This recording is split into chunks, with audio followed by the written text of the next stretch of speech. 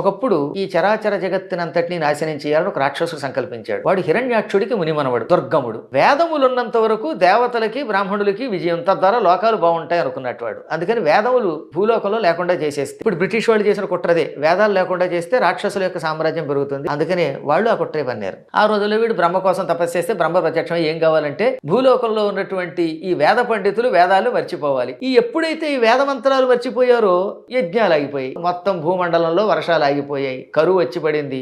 100 ఏళ్లు కరువు వచ్చి ప్రజలంతా ఆకుల్లాగా మాడిపోయారు. అతి కష్టం మీద అమ్మవారి దగ్గరికి హిమాలయ పర్వతాలకు వెళ్ళి స్తోత్రం చేయగానే ఆవిడ అనేక హస్తాలతో, అనేక పాదములతో, అనేక శిరస్సులతో, అనేక నేత్రాలతో ప్రత్యక్షమైంది. కూరగాయలన్నీ పుట్టుకుని వీటన్నిటితో రకరకాల ఆహార పదార్థాలు తయారు చేసి కడుపు నిండా పెట్టింది భోజనం.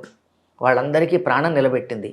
అలా వాళ్ళందరినీ రక్షించటానికి అమ్మవారు ఆవిర్భవించినటువంటి ఆ రూపమును శాకంభరి అన్నారు.